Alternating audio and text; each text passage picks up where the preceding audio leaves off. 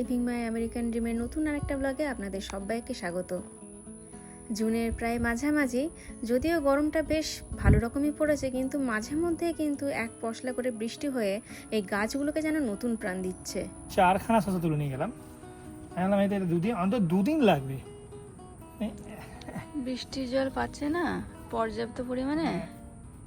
আমি কিছু আনিনি তো, যখনই বাগানে কিছু না কিছু।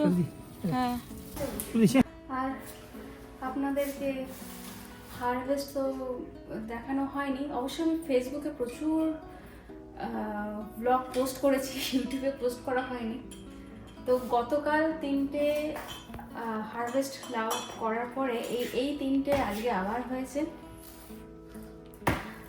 এই যে 3টে লাউ, আর তার সঙ্গে এই অত্যাশ্চর্য জিনিসটা যে কি সেটা আমরা কেউ জানি না।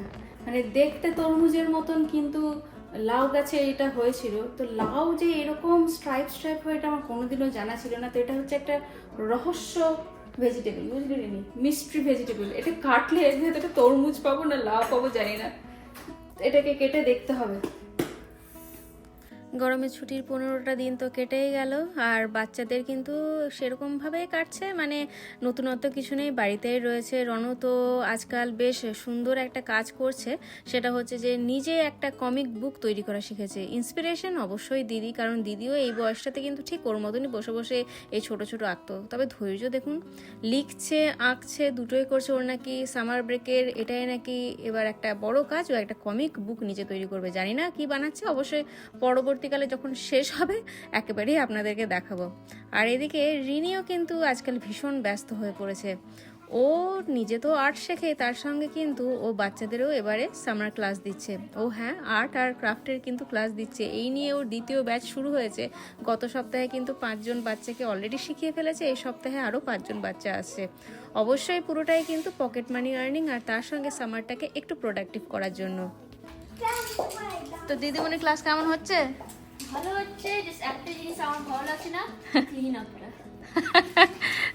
এখানে কিন্তু দিদিমণিদের অনেক কাজ রে নেই, শুধু ওরা কিন্তু স্কুলে পড়ালেই চলে না, ওদেরকে তারপর ক্লিন আপও কিন্তু করতে হয়। তা এটাও একটা টিচিং এর মানে পার্ট, তাই করতে হবে। আর স্টুডেন্টরা কেমন লাগে? স্টুডেন্টদের স্টুডেন্টগুলো ভালো, সবাই ভালো, বাট লাইক অনেক কথা বলে।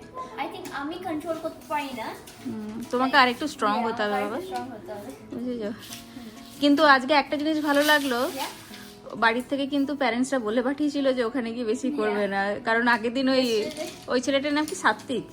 এই ভালো ছেলেটা, হ্যাঁ ওর নাম হচ্ছে সিধু। ওর সত্যি নাম হচ্ছে সিদ্ধার্থ। ওকে, সিদ্ধার্থ। হ্যাঁ, তো সিদ্ধার্থ মনে হয় বাড়ি থেকে বলেছে যে ওরা খুব ডিস্টার্ব করছে টিচারকে, তাই ওর মা দেখলাম এসেই আজকে বললো। ঠিক আছে, ভালো। আর তোর তো আজকে কত তারিখ হলো? আজকে হচ্ছে 16। আর 16 হলো তো? স্টার টেস্ট রেজাল্ট এসে আছে, দেখেছিস? আমি দেখিনি, আমি দেখবো, দেখতে যাবো। দেখ কি হলো, তোর টেনশন হচ্ছে না? ভুলে গেছি, ইয়েস্টারডে রাত আমার ঘুম আসছিল না ওটার জন্য, আজকে ভুলে গেছি 8 ক্লাসে। আমার তো মনেই ছিল না আজকে 16 তারিখ। যাই এগুলো তাড়াতাড়ি করে গুছিয়ে যা, দেখ কি হলো। ভালো করবি জানি, কিন্তু কিরকম হলো সেটা তো জানতে হবে। আর স্টার টেস্ট ম্যাথ রিডিংটা আমি শিখছিলাম। হ্যাঁ জানি তো, জ্বর নিয়ে গেছিলিস। দেখি কি হয়েছে। সাধারণত স্কুলের পরীক্ষার যে রেজাল্ট সেগুলো তো এর আগেই হয়ে গেছে আউট। আর আপনাদেরকে দেখিয়েছিলাম যে রিনি কিন্তু এই বছর ডিস্টিংগুইশড অনার রোল পেয়েছে, মানে ওর সব সাবজেক্টে মোটামুটি ভালো নাম্বারই আছে। কিন্তু টেক্সাসে স্পেসিফিক্যালি একটা পরীক্ষা, সেটা হচ্ছে স্টার টেস্ট। সেটা হচ্ছে গোটা স্টেটে যত ছেলেমেয়ে রয়েছে তাদের রেডিনেস দেখার জন্য এই টেস্টটা হয়। তো তাতে মোটামুটি একটা নাম্বার আসে। পরীক্ষা তো হয়ে গেছে সেই মে মাসে, কিন্তু তার যে রেজাল্টটা সেটা কিন্তু এই জুনে আজকে আউট হচ্ছে। ফার্স্ট আছে দুটোতেই হয়েছে। Yeah, that means দুটো 80 and above. 80 and above? Yeah. I got a নাম্বারটা কোথা? thingy too. I got a good math thing too. Most math. যতই আঙুল বাঁকা কোথায়? 99. পার্সেন্টাইল? Yeah. That's good. দেখি It's okay. স্টেটের অ্যাভারেজ হচ্ছে 1741, ডিস্ট্রিক্টের অ্যাভারেজ হচ্ছে 1809, ক্যাম্পাসের অ্যাভারেজ হচ্ছে 1954। আমি এটা পেয়েছি। ও ওয়াও, Yeah. 2153। আমার ক্যাম্পাসের অ্যাভারেজ হচ্ছে মিডস গ্রেড লেভেলে, মাস্টার্স গ্রেড লেভেল হচ্ছে আমি এখানে। ও ওয়াও, মানে তো ভালো হয়েছে তোমার? Yeah. খুব ভালো ম্যাথ হয়েছে। ব্যাচটাও পেয়েছি আমি। ম্যাথ ব্যাচ পেয়েছো? Yeah. বাহ, গুড। আর হোয়াট অ্যাবাউট ইংলিশ? ইংলিশটা আমার একটু ভয় আছে, এই দিন আমি শিখছিলাম। ইটস ওকে, সেটা ওটা বাবা বলেছে না মা, কেউ তোমার রেজাল্টটা দেখবে না তুমি শিখছিলে নাকি তুমি ওভারওয়েলম ছিলে নাকি তুমি বেস্ট পারফরমেন্স দিয়েছিলে, সবাই যেটা ম্যাটার করে সেটা হচ্ছে বাট হ্যাঁ আমাদের কিছু যায় আসে না ঠিকই। কত হয়েছে? 93। 93%। Yeah. ওকে, সো এটা তো আমার স্টেট হচ্ছে মিটসে, 1689। ওকে, ডিস্ট্রিক্ট হচ্ছে মিটসে, আমার ক্যাম্পাস হচ্ছে মাস্টার্স ও ক্যাম্পাস দে ভালো মাস্টার্স করেছে তো। Grade level. হ্যাঁ। ক্যাম্পাস অ্যাভারেজ হচ্ছে এটা, আমার অ্যাভারেজ হচ্ছে এটা। 1925, তো ক্যাম্পাসের মধ্যে তুই হাইয়েস্ট আছিস তাই তো? ইয়া Yeah, বাহ ভালো, গুড জব। ইয়া পরের বার একটু ইংলিশটা আরেকটু ভালো করবে। ইয়া আমার ইংলিশটা হচ্ছে এরকম। আচ্ছা, একটু দেখ গত বছর একটু ডাউন হয়েছিল, Yeah. আবার এই বছর আপ হয়েছে। Good job Rini, good job. Yeah yeah oh wow, it's growing high and high. Yeah এটা হচ্ছে এক্সপেক্টেড কলেজ এন্ড ক্যারিয়ার রেডিনেসটা। ওকে, আমার গ্রেড লেভেলে এক্সপেক্ট হচ্ছে এইটা। আমি ওখানে তুমি অ্যাবভ আছো। Good Yeah. জব, এটা গুড জব, ক্যারি অন।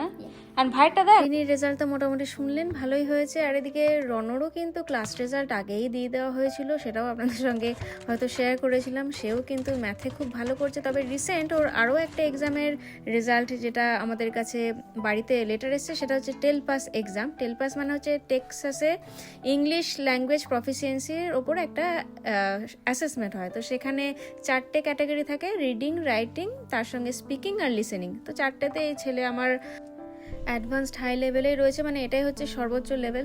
আসলে জানেন তো ওদের স্কুলে যে কখন এই এক্সামগুলো হয় বা কবে হয় সেটা কিন্তু আমরা কিছুই জানতে পারি না। সমস্ত অ্যাসেসমেন্ট ওদের ইন্টারনাল হয়। একমাত্র যেটা রনর কিছুদিন আগে জিটি মানে গিফটেড ট্যালেন্টেড এক্সাম হয়েছিল, সেটা খালি আমাদের বলে দেওয়া হয়েছিল যে এরকম 3টে দিন যেন ও অ্যাবসেন্ট না করে, স্কুলে ওদের এক্সাম আছে সেই জিটি টেস্টের উপরে। তো সেটা একমাত্র জানতাম। তাছাড়া বাদবাকি এই যে টেল পাস এক্সাম বা আরও ইন্টারনাল বিভিন্ন রকমের ওদের অ্যাসেসমেন্ট চলতেই থাকে ম্যাথ বা ইংলিশের ওপরে, সেগুলো আমরা কোনো রকমভাবেই জানতে পারি না। তবে হ্যাঁ, একটা শেষের দিকে, একেবারে বছরের শেষের দিকে একটা ওদের টাইম দেওয়া থাকে, যে টাইম ফ্রেমে মানে ওই একটা গোটা সপ্তাহ দেওয়া থাকে যে এই সপ্তাহে ওদের ম্যাপ টেস্ট তারপরে অন্যান্য টেস্টগুলো হবে।